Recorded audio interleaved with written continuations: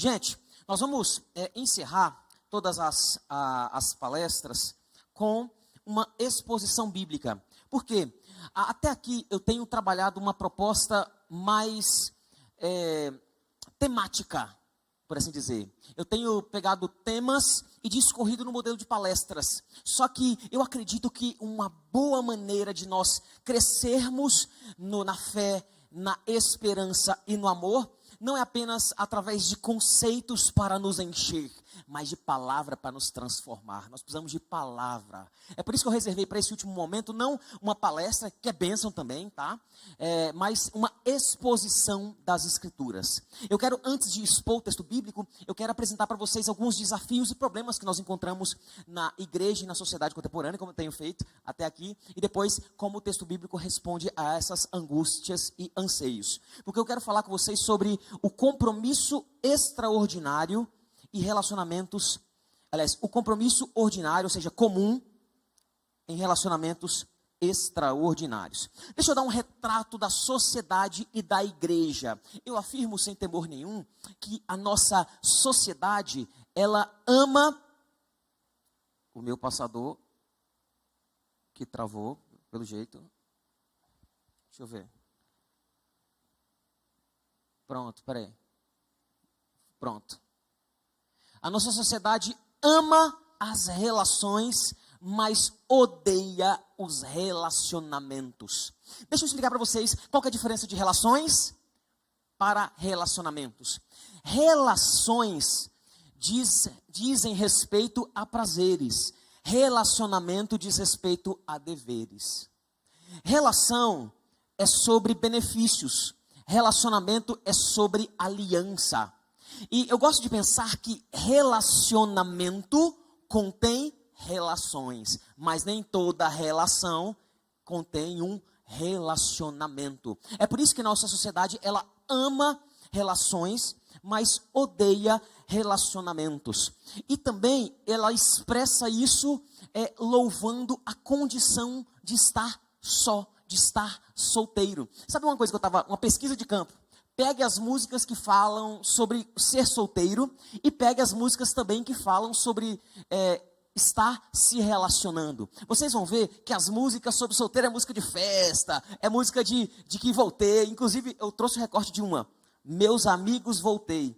Eu tava ficando doido. Bora beber? Eu tô solteiro de novo. E as músicas de solteiro, elas são assim, elas celebram o fato de você estar solteiro, tá entendendo? Porque o relacionamento é visto como sendo aprisionador, opressivo, mas ser solteiro é estar na pista, tá entendendo? É estar livre, é isso que está acontecendo. Em comparação, as músicas que falam sobre relacionamento é tipo sertanejo. E sertanejo é o quê? É drama, que você ama a pessoa não te ama, que você seguiu a pessoa te abandonou, e por causa disso você está bebendo todas. As músicas falam sobre isso, porque relacionamento na nossa cultura é visto de maneira negativa, aprisionadora e até que fazem mal. Eu gosto de pensar que o sertanejo são as bandas emo do sertão, sabe? Porque eles sofrem do mesmo jeito, tá entendendo? Os emos sofrendo lá e o sertanejo também está sofrendo, só que com a batida mais alegre, por assim dizer. Agora veja esse contraste. Enquanto nós temos músicas que falam sobre ser solteiro e ser muito bom, e músicas que falam sobre relacionamento e ser muito ruim. Porque o meu ponto nossa sociedade ama as relações, mas odeia os relacionamentos. Mas isso é a nossa sociedade. O que significa ser solteiro na igreja? Eu trouxe 3 citações comuns quando as pessoas falam de ser solteiro na igreja. O pessoal fala assim, é maldição. Ser solteiro é maldição. Quando fala assim, não, você vai permanecer solteiro. Deus me livre, pastor. Bate na madeira. Pelo amor de Deus. O pessoal fala, não, que você pode ser solteiro, está repreendido. Meu Deus do céu, não quero. Veja como na igreja a gente tem uma perspectiva equivocada. É contrária à sociedade, mas ainda é equivocada sobre o que é ser solteiro dentro do contexto da igreja. Inclusive a gente tem coisas, por exemplo, assim, olha, sabe aquela moça que está lá com seus 30 e poucos anos, não casou ainda, o pessoal olha, tadinha, né? não casou ainda, que coisa. Triste, né, por ela. Vamos orar, né, gente? Na reunião de oração, o pessoal, gente, vocês viram fulana? Fulana não casou ainda, vamos orar por ela. Ela não pediu não, mas eu estou pedindo. As velhinhas tudo pedindo, orando assim por você e tal. Por causa dessa ideia de que ser solteiro é uma espécie de maldição na igreja. Outra coisa que é ruim, mas é comum na igreja. A gente olha para alguém que já está envelhecendo ali e que não está se relacionando, nem namorando, nem casando. A gente fala, fulano deve ser problemático. Ninguém gosta dele. Você fala assim, o cara é até arrumadinho, né? Arrumadinho, ajeitado, mas não tem ninguém. E tem caroço nesse angu aí, viu? Tem caroço nesse angu aí. A gente começa a falar assim que fulano é problemático exatamente por ele estar solteiro. Então, eu defendo que essa postura da igreja vai gerando culpa, medo e ansiedade nos solteiros. Porque a igreja que deveria ser espaço para cura, acaba ferindo. Olha que triste isso. E algumas vezes tentando ajudar atrapalha ainda mais, sabe? Como que a igreja atrapalha tentando ajudar? Eles montam um grupo de solteiro, para quê? Esse grupo de solteiro ali é para desencalhar o pessoal, né? O pastor faz até aquele plano maligno. Eles vão vir aqui, eles vão se conhecer, e eles vão se relacionar, e eles vão se casar. O plano do pastor, né? Faz grupo de solteiro para juntar os solteiros ali. Tá entendendo?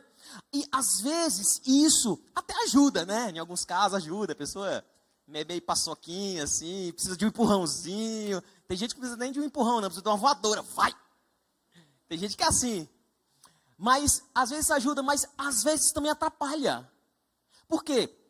Porque no imaginário coletivo do meio evangélico, ser solteiro é uma espécie de maldição e você precisa ser liberto desse espírito solteirice em nome de Jesus. É o que vão dizer, né? Só que preste atenção aqui. A igreja precisa abandonar as práticas constrangedoras e insensíveis para com os solteiros e cultivá-los para a glória de Deus. Porque nas escrituras, preste atenção, na Bíblia, ser solteiro não é problema. Mas também ser casado não é problema. O problema é ser tanto solteiro quanto casado, mas não viver para a glória de Deus. A gente enxerga as nossas relações sempre dentro do paradigma do casamento. E de fato, isso é positivo, porque o casamento é o ambiente que Deus criou para que nós cultivássemos a nossa sexualidade. Mas a realidade é que as pessoas, até se casarem, elas acabam vivendo uma vida medíocre, desumanizadora. Porque elas vivem numa espera amargurada, entristecida, porque vida plena é vida de casado. Tá errado. Mais uma vez, eu cito aqui Jesus Cristo de Nazaré, que quando ele se encarnou, não se casou, mas ninguém podia dizer que ele era fragmentado. Ele tinha e tem vida plena. Mas se por um lado, nós temos o imaginário coletivo evangélico que não sabe lidar com o jovem solteiro, por assim dizer, nós também temos jovens solteiros que estão meio paradões aí, tá entendendo? E veja, tanto a igreja precisa aprender a ter uma mentalidade geral acerca dos relacionamentos humanos e considerar a solteirice como sendo uma condição para a glória de Deus, mas também aqueles que têm vocação para o casamento, eles precisam aprender a lidar com isso e cultivar as qualidades para caminhar nessa direção. Porque o que nós temos visto é exatamente o contrário. Nós temos visto homens e mulheres que não têm mais motivo, que eles se sentem vocacionados para casar, mas eventualmente acabam adiando o casamento. E eu estou falando aqui de gente que namora 3, 4, 5, 20 anos e fala, não, a gente está resolvendo algumas coisas aí. Poxa, tem 5 anos que você está resolvendo algumas coisas aí, irmão? Você está querendo o quê? Curar o câncer antes de casar? Está errado. Inclusive, Timothy Keller, ele vai dizer no livro nascimento, casamento e morte, que diferente de como era no passado, adultos mais jovens em países ocidentais hoje adiam o casamento como nunca antes. Ele vai citar o caso dos Estados Unidos, né? Nos Estados Unidos, quase 1/3 de todos os millennials, né, que são os nascidos a partir de 1980 até o final do século, permanecem solteiros até os 35, 40 anos de idade. É possível, ele continua, que 25% desses daqui nem se casem, segundo pesquisas. Essa é a maior proporção de qualquer geração da história moderna. Por que nós temos esse problema? Um problema dos relacionamentos que se estabelecem tanto para aqueles que são solteiros e não sabem viver como solteiros, quanto para aqueles que querem se casar e não se casam.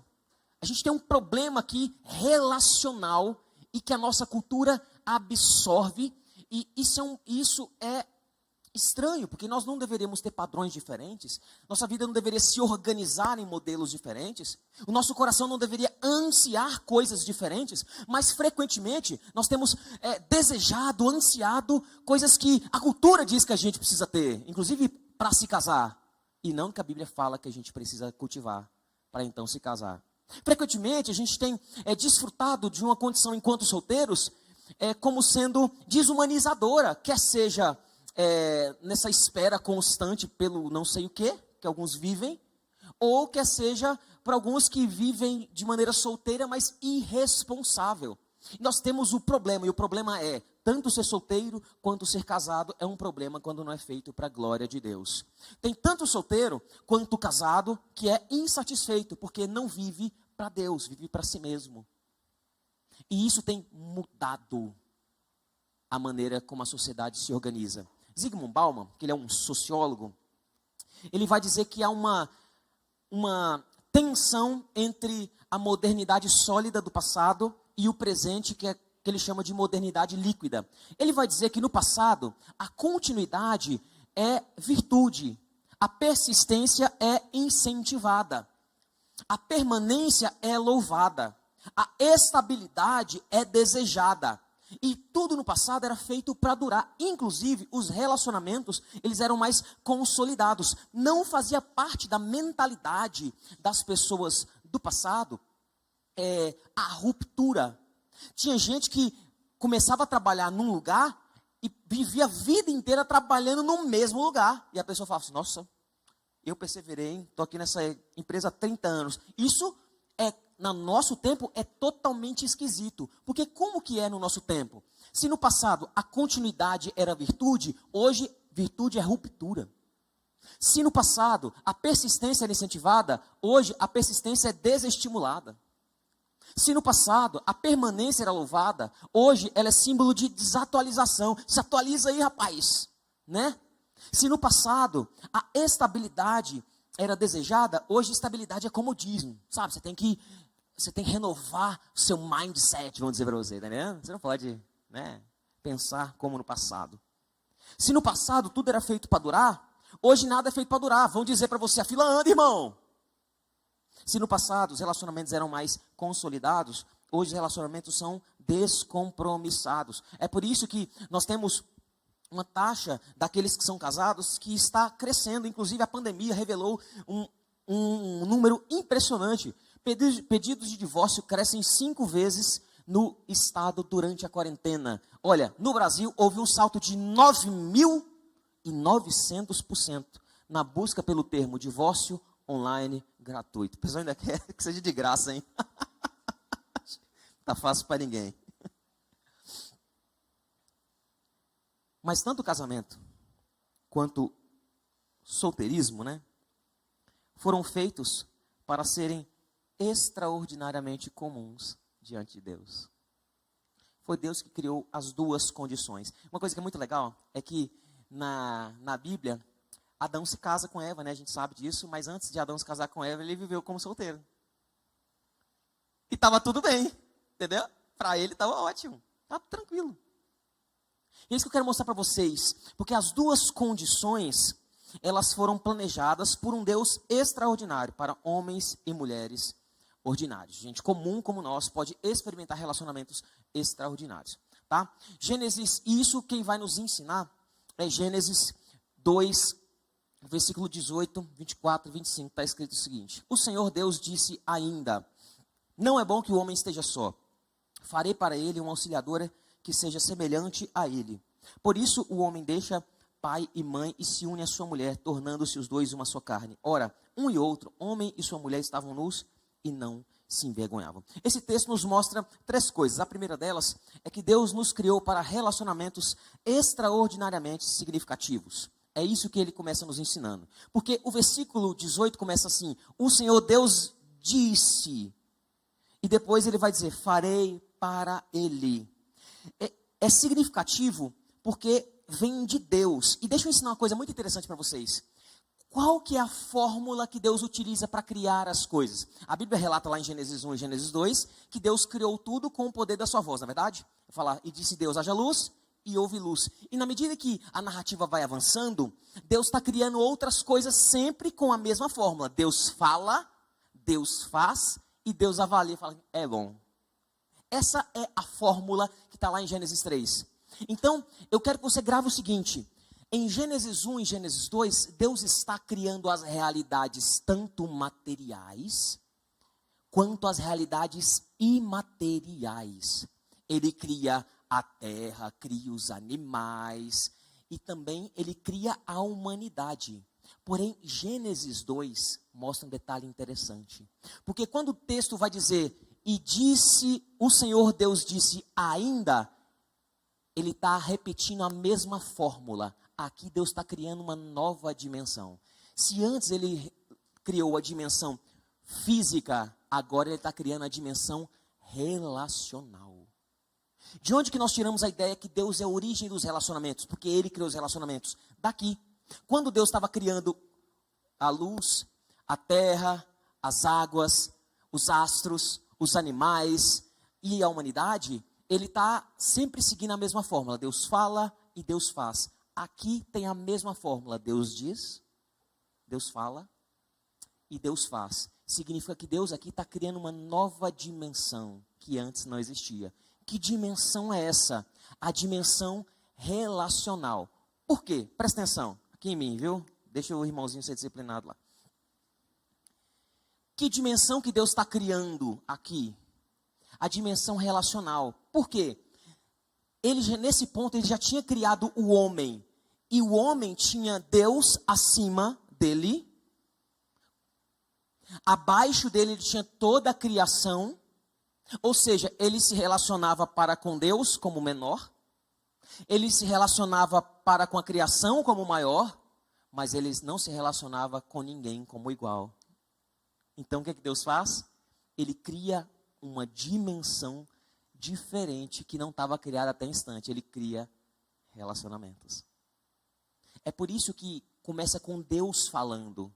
E disse, o Senhor Deus disse ainda. Esse ainda significa que Deus está continuando a criar. Os nossos relacionamentos, eles são significativos porque eles são criados por Deus. Isso tem um significado relacional, porque o próprio Deus avaliou a condição de Adão e falou que não é bom que estivesse só. E aqui tem uma coisa importante: Adão, ele não tinha pecado ainda, ele não estava se sentindo triste, solitário, sem razão para viver, tá? Adão não estava pegando o violão e tocando uma música sertaneja de solidão e tristeza e abandono, tá bom? Adão, ele estava tranquilo, ele estava sendo solteiro para a glória de Deus. Essa é a realidade. Só que quando Deus fala que não é bom que ele estivesse só, ele não está olhando para Adão enquanto pessoa, enquanto indivíduo, mas ele está olhando para Adão enquanto representante da humanidade. Deus está dizendo assim: não é bom que a humanidade esteja sozinha. Porque Adão mesmo, ele estava bem. Alguns pensam que ser solteiro é ser fragmentado, ser incompleto. Mas ser incompleto é alguém sem Jesus. Ser solteiro sem Jesus é ser incompleto. Mas ser casado sem Jesus também é ser incompleto. Ser solteiro não é algo menos que humano. Mas agora viver sem Jesus é a pior condição da humanidade. Adão, ele estava bem com o seu Deus. Essa é a realidade. Então quando Deus ele fala que não é bom, ele está mostrando para a gente que criaria para ele uma nova dimensão relacional que ele não tinha experimentado ainda. Essa dimensão relacional complementaria, porque ele fala que vai criar uma auxiliadora que seja semelhante a ele, a ideia de ajudadora, apoiadora. Essa auxiliadora, ela era significativamente compatível, ela era semelhante. E isso, presta atenção aqui, ser auxiliadora que seja semelhante não tem a ver com afinidade não, tá? Nossos relacionamentos que são baseados em afinidade, mas a ideia de afinidade normalmente gira muito em torno do que eu desejo que a pessoa me ofereça. Mas isso não passa de interesse. Porque se eu me relaciono apenas com quem pode me oferecer alguma coisa, eu não estou me relacionando para me doar, eu estou relacionando para receber. E aqui, quando vai falar que ela era auxiliadora semelhante a ele, não tem a ver com afinidade, mas tem a ver com alguém que era da mesma natureza que ele. Porque não existia outro ser humano, tinha todos os animais, mas só ele era imagem e semelhança de Deus. Essa auxiliadora que era semelhante, era alguém também criada em imagem e semelhança de Deus. Tá? O meu ponto principal aqui é que é Deus quem diz o significado dos relacionamentos, porque Ele criou essa dimensão relacional. Tá? O significado dos relacionamentos, ele é extraordinário, não porque nós somos extraordinários, mas porque o Criador dos relacionamentos, ele é extraordinário. É a vontade e propósito do Criador que deve prevalecer sobre os nossos relacionamentos. E isso inverte a lógica da nossa cultura. Preste atenção nisso. Os nossos relacionamentos, eles normalmente são baseados em duas coisas: demandas emocionais e satisfação pessoal. Demandas emocionais é quando as pessoas casam por paixão. E veja, eu não estou dizendo que casar apaixonado é ruim, mas eu estou dizendo que casar por paixão é ruim. São coisas diferentes. Tá? Primeiro porque a paixão maquia muita coisa. E maquiagem nunca dura para sempre, assim como a paixão. Quem casa por paixão acaba descobrindo que se casou com uma pessoa muito diferente daquilo que ele pensava que era. Então, mas na nossa cultura, você tem que casar por paixão, você está entendendo? Você se apaixonou e aí você se casa. Porque as pessoas se casam por demandas emocionais. Agora, a nossa cultura também, ela baseia seus relacionamentos em satisfação pessoal. Ou seja, elas casam para ser felizes. Só que aí, depois que elas se casam e elas descobrem que aquele relacionamento não faz ela feliz, ela fica infeliz e quer desfazer o casamento. Porque quem casa para ser feliz e não é feliz, quer descasar para tentar buscar felicidade em outro lugar. Agora, veja bem, eu não estou dizendo que nós entramos numa relação conjugal para sermos tristes, tá? Mas também não podemos transformar o casamento na matéria-prima da nossa felicidade. Devemos ser felizes e contentes em Deus. E então nos unirmos a alguém para fazê-lo feliz. Muitas ruínas acontecem de pessoas que se relacionam querendo satisfazer o seu anseio por felicidade, mas essas pessoas são as mais infelizes que eu encontro por aí. Essa falsa expectativa sobre o significado dos relacionamentos não acontece apenas com aqueles que já estão casados. Aqui é importante considerar. Sabe o que eu ouço com frequência? Eu ouço assim, abre aspas. Sabe, Lacerda, eu não sou feliz porque eu não casei ainda.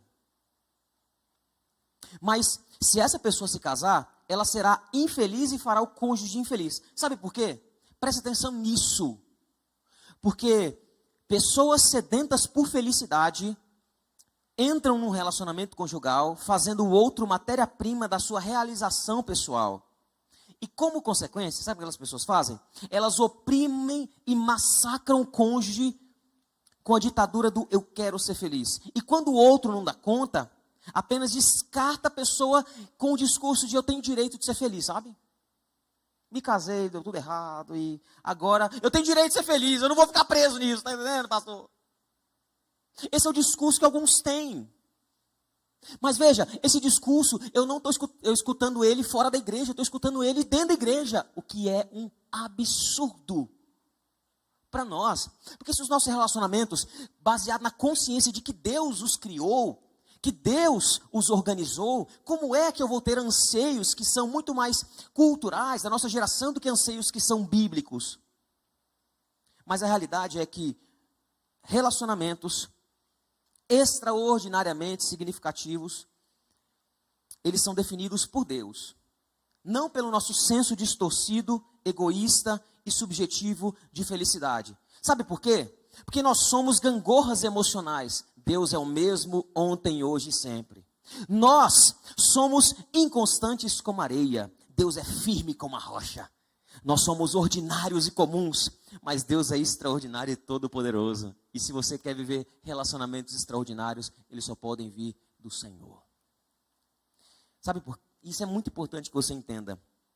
Porque em Deus, Ele pode fazer as coisas mais ordinárias da vida, como um casamento, como uma amizade.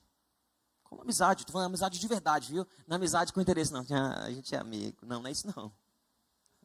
O pessoal pergunta, ei, você é fulano? Não, a gente é amigo.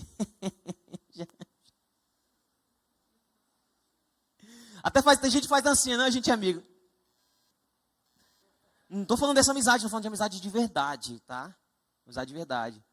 As amizades mais comuns, elas ganham um contorno extraordinário quando elas vêm de Deus. E a gente é tão carente não apenas de relacionamentos afetuosos, amorosos, significativos, mas a gente também é carente de amigos significativos, amigos de verdade.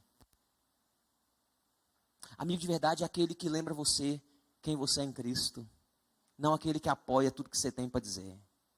Amigo de verdade é aquele que está com você para ir contra você se necessário, mas nunca abre mão do Senhor.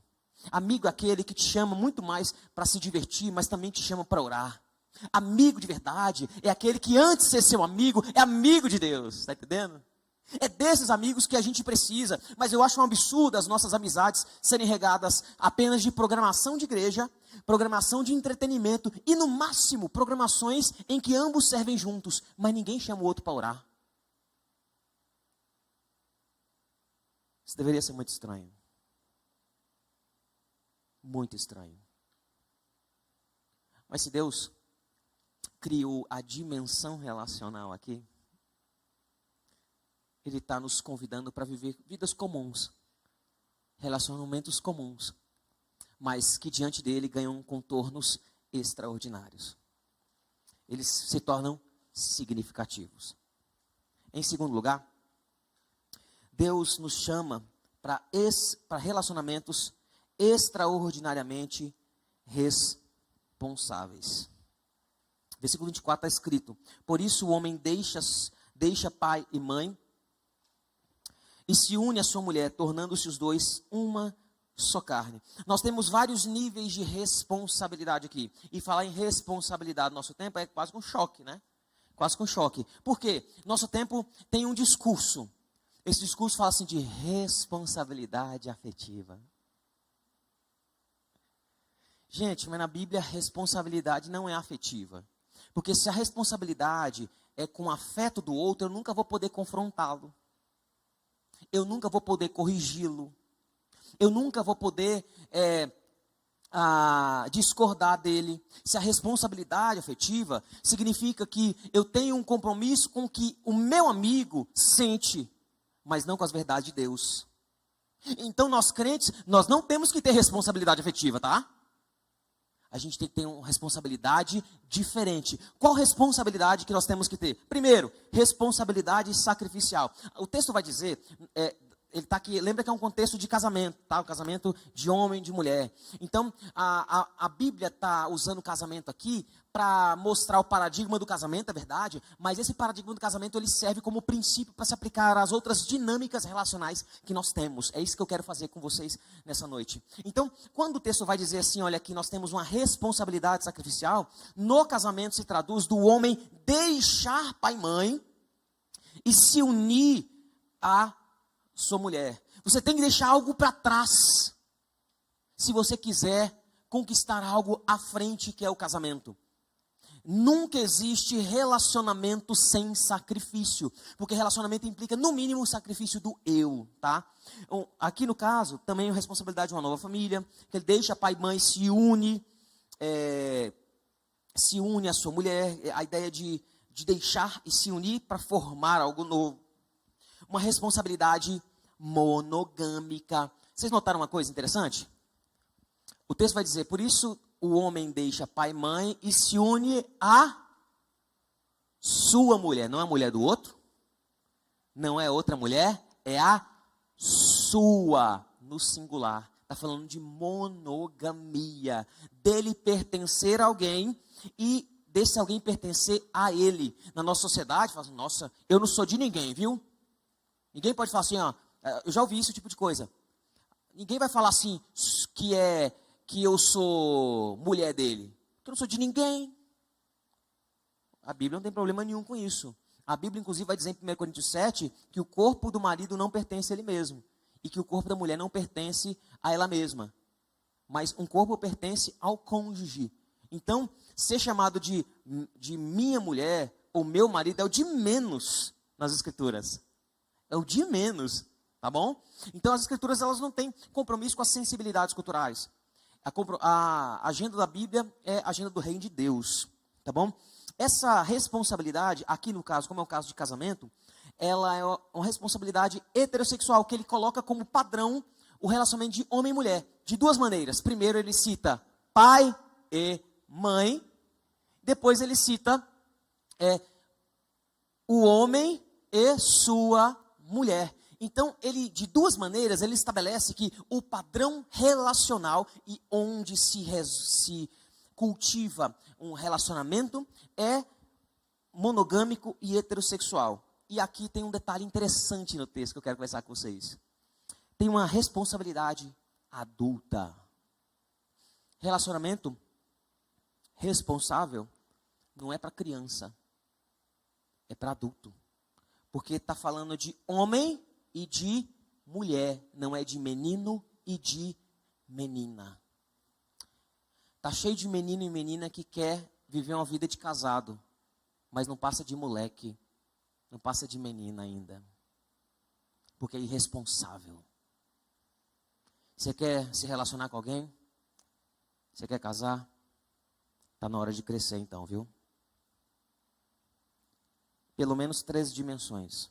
Está na hora de você crescer emocionalmente, para que você não seja hipersensível. Você vai ter que ter um emocional resistente no seu casamento, tá? Para você não ter uma leitura do mundo autorreferenciada, para achar que tudo que o seu cônjuge faz é para ofender você. E deixa eu dar uma dica aqui para aqueles que namoram. Se o emocional do seu namoro está ruim, está errado, tá? Eu costumo ser pouco tolerante com relacionamentos de namoro que são ruins. Namoros ruins se tornam casamentos péssimos.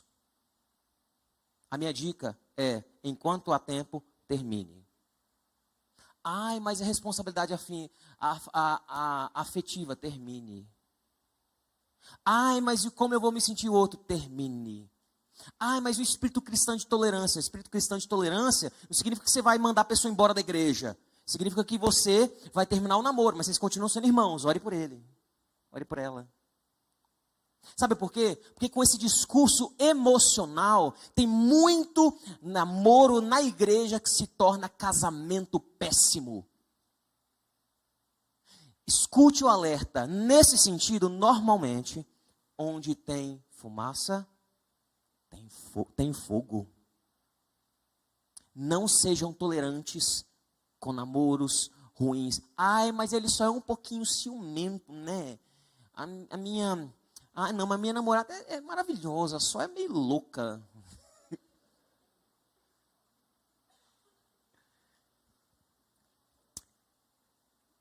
Tem uma palavra só.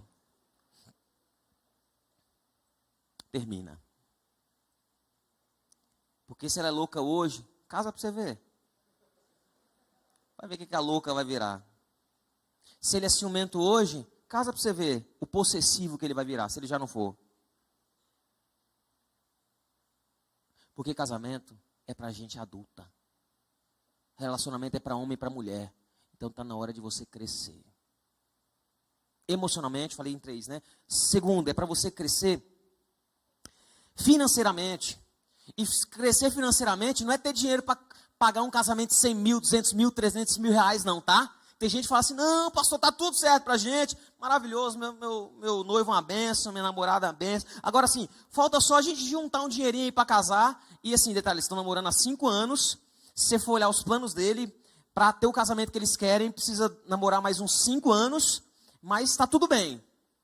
Sério? Eu não vou nem falar por mim, mas estatisticamente falando, a chance disso dar errado é grande. Eu queria falar total, mas eu vou falar só grande. É grande. Responsabilidade e crescimento, maturidade financeira é ter capacidade de gerenciar as suas finanças e não morrer de fome fora da casa dos pais. Se você não tem condição de casar, não tem por que você namorar.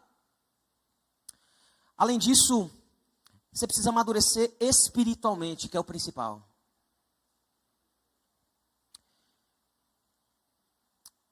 Nesse sentido, eu acho muito complicado gente que começa a namorar, meninos e meninas que acabaram de chegar na igreja. O pessoal fica louquinho, né? Gente nova na igreja, carne nova no pedaço.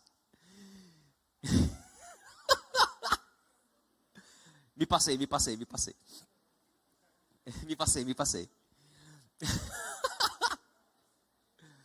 A pior coisa que você pode fazer para você e para a pessoa, para o recém-convertido, é namorar com essa pessoa, ô Jesus.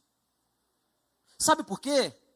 Porque se você começa a namorar com ela, se a pessoa, dependendo da pessoa que é, ela vai pensar muito mais sobre o relacionamento do que sobre o crescimento espiritual dela. Ela vai pensar muito mais no que agrada a você do que não agrada a Jesus. A espiritualidade dela vai ser moldada pelo seu relacionamento. E convenhamos, o fato de você escolher um recém-convertido para se relacionar, já significa que você não anda muito bem das pernas. Não é muito maduro, tá entendendo? Eu não estou dizendo que todos os casos são assim, mas que a maioria dos casos são. Tá?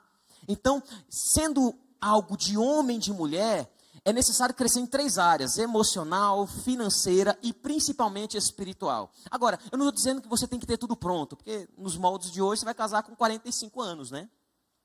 Mas estou dizendo que você precisa caminhar rumo ao crescimento. Você tem que ter compromissos estabelecidos, metas claras. Porque senão, gente, a gente fica brincando de se relacionar. Mas isso é irresponsabilidade, que é o contrário do que o texto fala. Nós devemos nos relacionar de forma responsável. E tem uma última responsabilidade que o texto nos traz. O texto fala que nós devemos ter uma responsabilidade pública. Como que o texto começa? Por isso. O que significa por isso? Por isso é uma espécie de conectar o que veio antes com o que está sendo dito agora. Por isso, normalmente explica alguma coisa. Eu estou com fome, por isso vou destruir de comer lá na cantina. Está entendendo? Eu quero ler muito, por isso vou gastar o que eu tenho e o que não tenho na livraria. Entende? Por isso explica as coisas. Mas o que vem antes que explica o que Deus está dizendo agora? Antes disso, Deus já tinha dito que não era bom que o homem estivesse só. Só que Deus sabia isso. Lembre-se que aqui no caso é o homem enquanto humanidade, tá? Deus sabia que não era bom que a humanidade estivesse só. Mas Adão sabia? Adão não sabia. Adão estava muito bem solteiro, completo, feliz, não fragmentado, não tinha pecado, glória a Deus. Ele estava rompendo em fé, aqui ó, só cortando os ventos espirituais. Aí, o que Deus faz? Deus dá um trabalho para Adão. Qual que é o trabalho? Você vai nomear os animais. E nomear os animais, aqui é importante considerar aqui, a palavra hebraica que foi traduzida como dar nome aos animais, não é que nem a gente faz com o cachorro. Você olha para o cachorro e faz totó. Nomear os animais é classificar, dividir, organizar. O trabalho aqui é um trabalho de biologia. Tem uma área da biologia que faz isso, que é a taxonomia, que classifica os grupos, as famílias dos animais. Então, nomear os animais é fazer isso, é classificar. E para você classificar os animais em grupos, o que você precisa fazer? Observar. O texto não fala quanto tempo Adão levou isso. Provavelmente ele levou bons dias. Depois que ele terminou de nomear os animais, sabe o que ele observou? Dentro da criação, tinha ninguém que era igual a ele. Ele chegou à mesma conclusão de Deus. Que até então, Adão tinha alguém acima, a criação abaixo, mas ninguém do lado.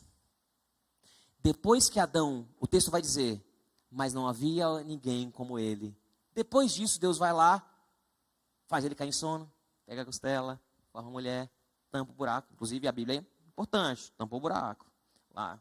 A Bíblia se preocupa com isso, gente. Ela vai lá falando, Deus tampou o buraco lá na costela, formou a mulher, e aí trouxe a mulher até Adão e acordou Adão. E aí quando o texto vai dizer, por isso o homem deixa pai e mãe e se une à sua mulher, depois que Adão acorda, olha para a mulher e sabe o que ele faz? Uma música.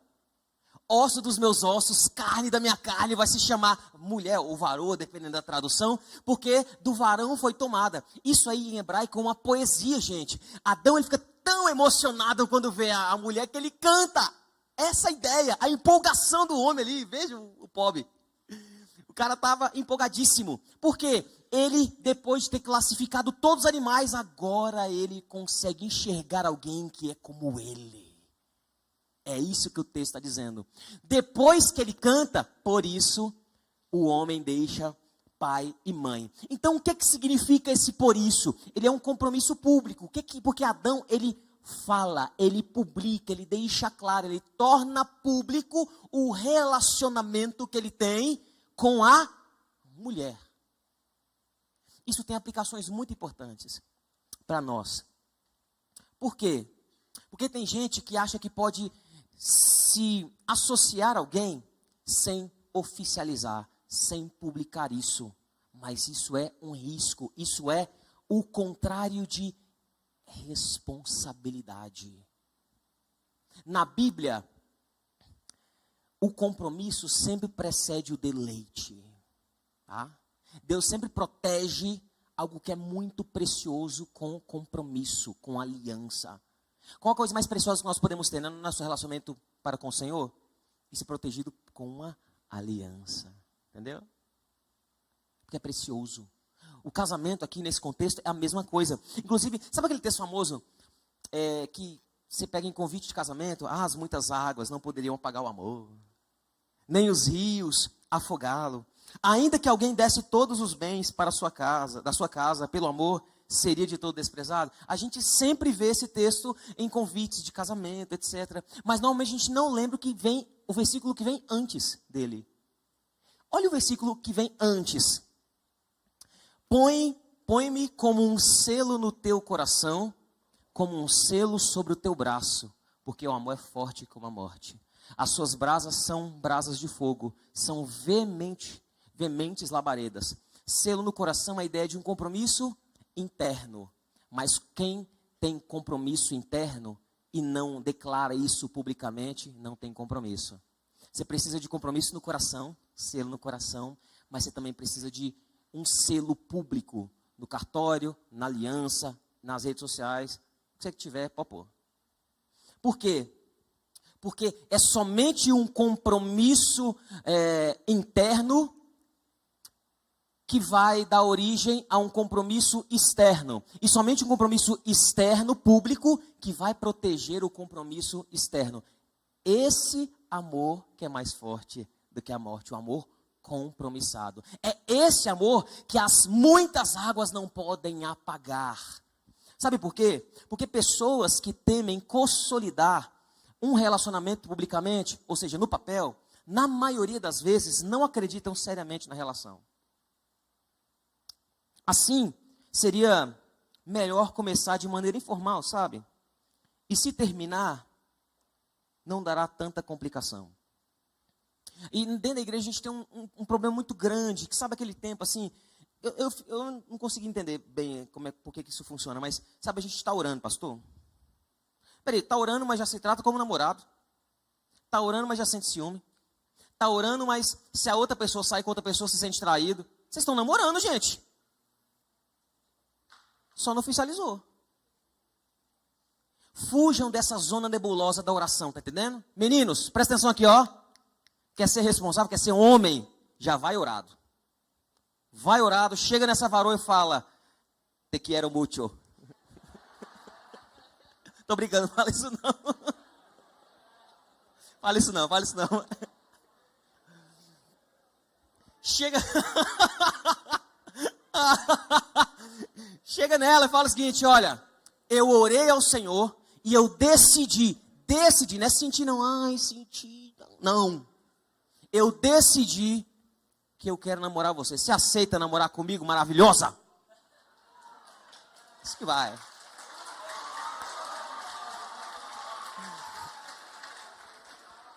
Porque, às vezes, tem gente que usa esse espaço da oração para ver se não aparece ninguém melhor, tá entendendo? Tem menina que tem um curral de gado assim, tudo orando, sabe?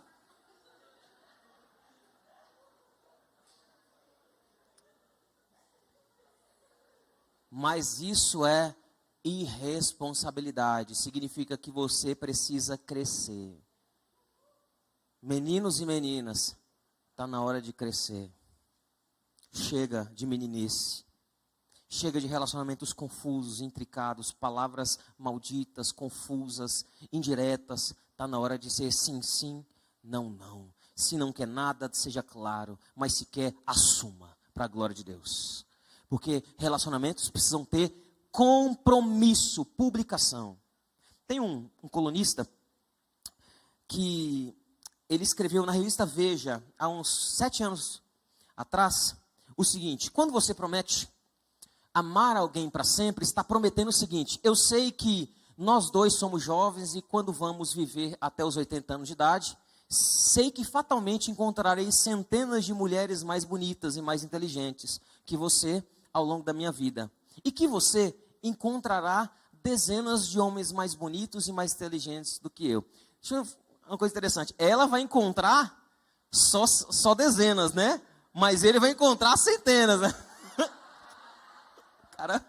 Cara meio que...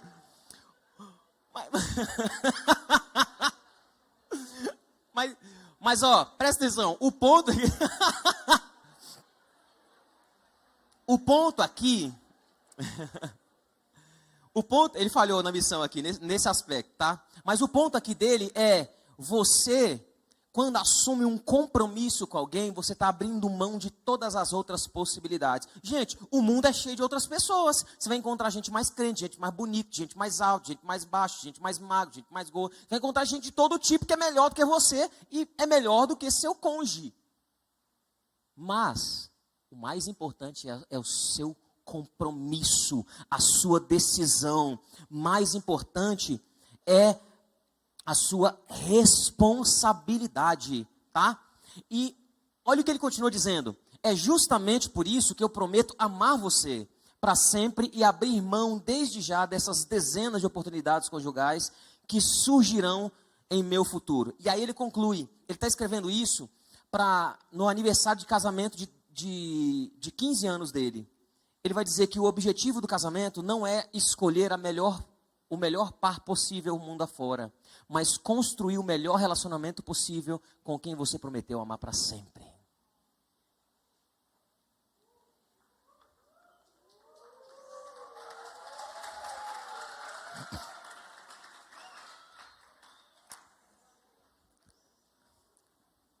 A gente precisa de homens e mulheres responsáveis. A nossa sociedade está sendo destruída pela irresponsabilidade das pessoas. Que sejamos nós, então, aqueles que vão lutar contra o fluxo, nadar contra a maré, não se dobrar na cultura, mas promover a responsabilidade extraordinária que só é possível daqueles que são homens e mulheres de Deus. Porque se tem homens e mulheres que não são do Senhor destruindo, seremos nós aqueles que impedirão, como sal e luz, a ruptura, o desgastamento e a destruição total da nossa sociedade. Ainda que no processo nós abramos mãos dos nossos direitos, mas nós cumpriremos os nossos deveres.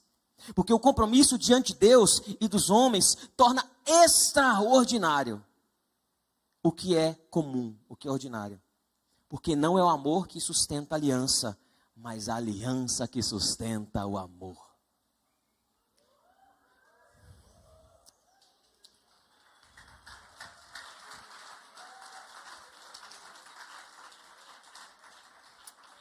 Preste atenção. É por isso que casar por paixão é terrível. Você não casa por amor. Eu não estou duvidando que você ame a pessoa, mas você casa para amar. Porque quando você casa, você promete amar aquela pessoa que você está se casando, mas as inúmeras versões dela, até que a morte o separe. Mas para isso é necessário responsabilidade. Só é possível em Deus. Mas em terceiro e último lugar, Deus nos convida para relacionamentos extraordinariamente íntimos, que tem tudo a ver com o nosso tema na conferência. Versículo 24 vai dizer: por isso o homem deixa pai e mãe e se une à sua mulher, tornando-se os dois uma só carne. Ora, um e outro, homem e sua mulher, estavam nus e não se envergonhavam. Tá? Essa intimidade que ele está falando aqui não é uma intimidade que é natural. É assim, casei, apertei um botão e pum, somos íntimos. Não é isso que ele está falando. Essa intimidade, ela é construída a dois. Ele vai dizer que eles se tornam. E é os dois se tornam. Porque embora Eva tenha sido feita da costela de Adão, ambos deveriam trabalhar para se tornarem mais e melhor unidos do que antes. Significa, então, lutar contra o individualismo. Significa, então, construir companheirismo. Por quê? Isso não é algo natural. Intimidade não acontece do dia para a noite. Intimidade, ela é construída ao longo das décadas. Você acha que conhece a pessoa com quem você está? Converse com qualquer pessoa casada. Você conheceu outra pessoa depois que você casou. Para o bem e para o mal, viu? Tá? Então, a intimidade, ela é construída a quatro mãos, mas debaixo da soberana mão daquele que abençoa a intimidade. Alguns casais, eles não lutam contra o individualismo, como temos visto, e nem constroem companheirismo. Por quê? Os casais, alguns deles, né, essa reportagem de 2022, eles se separam temporariamente para melhorar o relacionamento, sabe? É assim, eu não estou aguentando viver com você, então vamos ficar um tempo, cada um na sua, para a gente respirar, sabe? Você está me sufocando demais. Gente, isso não dá certo. E deixa eu aproveitar isso para falar sobre outra coisa. Sabe aquele negócio assim, olha, não, a gente está dando um tempo para repensar a relação. Gente, a gente é criança agora para fugir de responsabilidade? Você quer dar um tempo? Termina. Se for um namoro, né? Se for casamento, você não tem escolha. Segura o seu BO e seja feliz pela glória de Deus. Mas se for namoro, se precisa dar tempo, você já teve o tempo que você precisava. Não existe tempo, tá? Isso é meninice, é irresponsabilidade. Porque é ímpio que faz isso. Faz isso com casamento, não vai fazer isso com namoro? Essa intimidade, além de ser construída, é uma intimidade física, porque tem um aspecto sexual aqui. O texto vai dizer que os dois estavam nus e não se envergonhavam, né? Eles se tornam uma só carne. Então, é uma intimidade que ela se materializa através da relação sexual. Mas relação sexual só não é intimidade, mas ela é um componente da intimidade do que a gente chama de casamento. E essa intimidade também ela é emocional. E deixa eu mostrar uma coisa interessante para vocês. O texto vai dizer que um e outro, homem e sua mulher, estavam nus e não se envergonhavam. No hebraico, essa tradução aqui, ela é uma boa tradução. Mas sabe qual outra tradução possível? Não é um e outro, mas um para o outro. A nudez do homem era para a mulher. E a nudez da mulher era para o homem. E os dois não se envergonhavam. Isso é intimidade. Eles estavam despidos não apenas no corpo, mas estavam despidos no coração. Mas, frequentemente, nós confundimos nossos relacionamentos quando nós tratamos as pessoas como produto. Ainda citando Zygmunt Bauman, ele vai dizer no livro Amor Líquido o seguinte, que produto, como é que funciona a lógica, né? Você procura o produto, compra pelo menor preço, ninguém gosta de pagar caro, faz uso do produto, descarta o produto e compra um novo. O importante sempre é que o consumidor precisa ter todas as suas necessidades satisfeitas. Caso contrário, sabe o que ele faz? Ele muda de produto ou supermercado. Só que tem gente que está tratando as pessoas como produto. Como? Você procura uma pessoa, fica com ela pelo menor preço, custo ou risco possível, inclusive, muitas vezes, deixando de assumir compromissos objetivos, faz uso emocional, físico e sexual, descarta a pessoa e vai em busca da próxima. Porque o importante é que você precisa ter todas as suas necessidades satisfeitas. Caso alguém não consiga supri-las, é hora de mudar de pessoa, porque a fila anda. O problema é que essa lógica, né, é que ela nos reduz a produtos ao invés de nos tratar como pessoas. Produtos têm prazo de validade. Pessoas jamais perdem seu valor. Produtos a gente usa, pessoas a gente ama. Produtos a gente compra, pessoas a gente respeita. E no nosso mundo hipersexualizado, sexo se tornou sinônimo de relacionamento íntimo, afetivo, mas não é. Porque o grande anseio de homens e mulheres é por relacionamentos significativos e intimidade. Esse é o anseio do coração. Mas intimidade não nasce instantaneamente. Porque sexo pode ser feito numa noite, mas intimidade é construída depois de uma longa e vitalícia jornada. Por isso, que indivíduos imersos nessa cultura líquida que nós estamos, jamais conseguirão desfrutar de intimidade. Pois eles estão sempre trocando as pessoas como se fossem objetos. E tratando o sexo como intimidade. O problema é que sexo, grave isso. O sexo é produto da intimidade, resultado. E o compromisso precede a intimidade, vem antes. Se a ordem for invertida, gerará frustração e não satisfará a sede do coração. Quando você coloca intimidade antes de compromisso, você perde a intimidade e desfaz o compromisso. Agora, quando você coloca primeiro o compromisso e depois intimidade, você ganha os dois. Você ganha os dois. Nesse mundo confuso que nós estamos, líquido, onde nós frequentemente somos confundidos por essa realidade hipersexualizada, por essa revolução sexual, por essa mentalidade, pelos nossos pecados na área da sexualidade. De vez em quando a gente descobre um respiro, anseios que são compatíveis com o plano de Deus para relacionamentos. Tem um filme, que também é um livro, né, que se chama Diário de uma Paixão. Bem antigo, mas a história fala de dois jovens, né, que vivem uma ardente paixão. Eles cometem suas burrices, fazem suas besteiras lá, né, por causa da imaturidade, mas futuramente eles consolidam uma relação e constroem um relacionamento significativo. No entanto, já idosa, a mulher, ela sofre de um problema mental que faz passar a maior parte do tempo sem consciência. E ela esquece quem é o marido e quem é a família.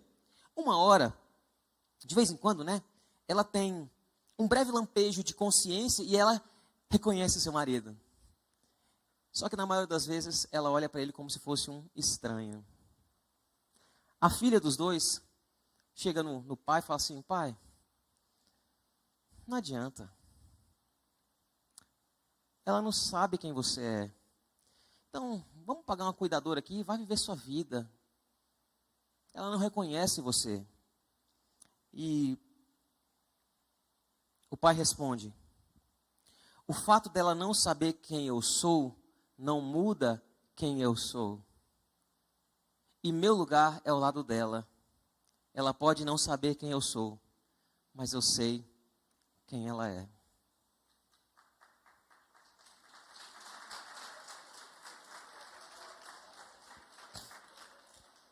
A gente se emociona com coisas assim, né? Mas deixa eu te dizer uma coisa. Sabe quem é a esposa que vive esquecendo do seu noivo? É a igreja. Sabe quem é o povo que vive esquecendo do seu Senhor? Somos nós. Mas o nosso Senhor, o nosso noivo, ele jamais esquece de nós. Ele sabe quem você é. Sabe por quê? Porque ele diz quem você é. É ele quem dá um nome para você. É ele quem dá uma identidade para você. Ele jamais esquece quem você é.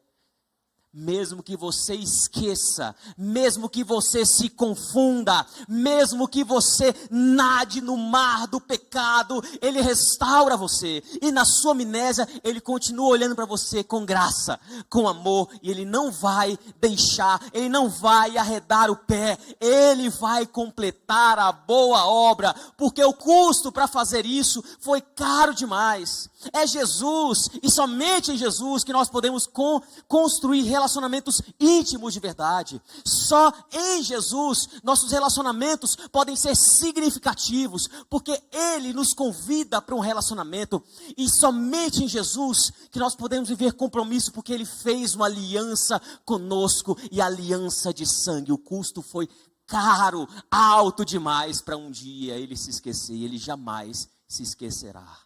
Jamais. Então, viva as suas relações, viva os seus, viva a sua sexualidade, quer você seja solteiro ou casado, diante desse Jesus que fez tudo por você. Então viva por amor a Ele.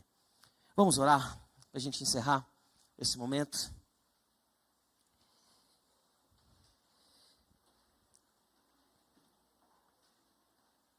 Pai,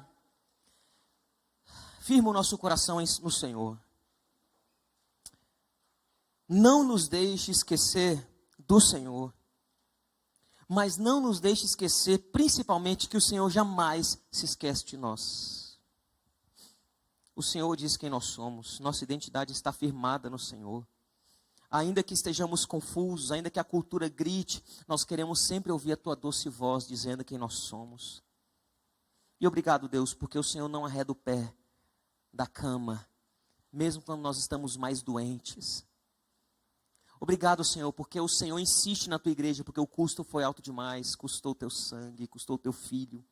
E obrigado, porque em Ti nós temos plena redenção, santificação. Em Ti nós podemos lutar contra os nossos pecados. Em Ti nós podemos viver os nossos relacionamentos. Em Ti nós podemos ser solteiros e casados, porque nós só somos completos no Senhor. Só o Senhor nos completa, Deus. Não são relacionamentos, não são as amizades, não é casamento, não é namoro. É o Senhor que nós precisamos para lidar com as carências do nosso coração. E nós queremos ser tratados pelo Senhor, Deus. Cura a nossa geração, cura os nossos irmãos, Pai. para então nós desfrutarmos de relacionamentos extraordinários, porque o Senhor é esse Deus extraordinário, e é no nome de Jesus Cristo que nós oramos. Amém.